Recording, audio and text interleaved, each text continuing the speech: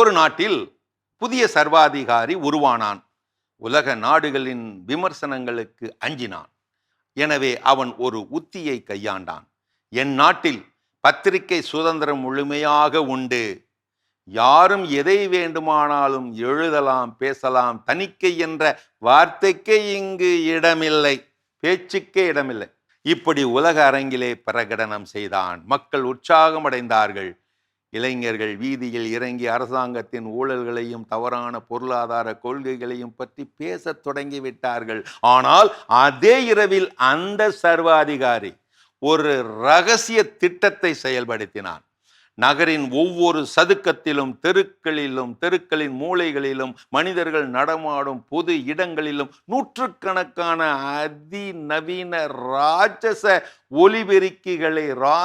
ஒலிபெருக்கி பெட்டிகளை நிறுவினான். ஆங்காங்கே நாடு முழுவதும் நிறுவினான்.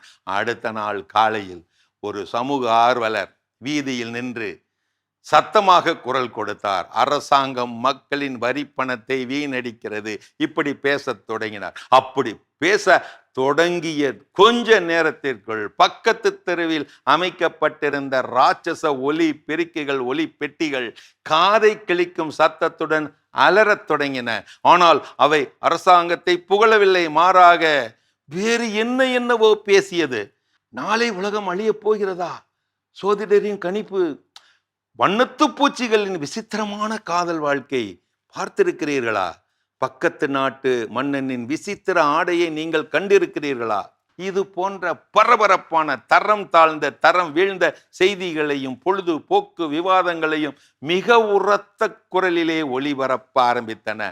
அந்த பேரிரைச்சலிலே அரசியல் சமூக ஆர்வலர்கள் எவ்வளவு சத்தமாக கத்தினாலும் அவர்களது குரல் ஒரு மெல்லிய முணுமுணுப்பாக கூட எவருக்கும் கேட்கவில்லை. ஆனால் மக்களோ அந்த பரபரப்பு செய்திகளுக்கே காது கொடுத்து கேட்டனர். கேட்டு கேட்டு கெட்டு கெட்டு அகமகிழ்ந்து பரப்பி கொண்டனர். கூட்டமாக திசை திருப்பப்பட்டனர். இப்படித்தான் தற்கால ஊடக டிஜிட்டல் உலகத்தை விமர்சிக்கும் சனநாயக குரலுக்கு எதிராக தகவல் திணிப்பு என்னும் information overload, noise pollution, censorship நடந்து கொண்டே இருக்கிறது.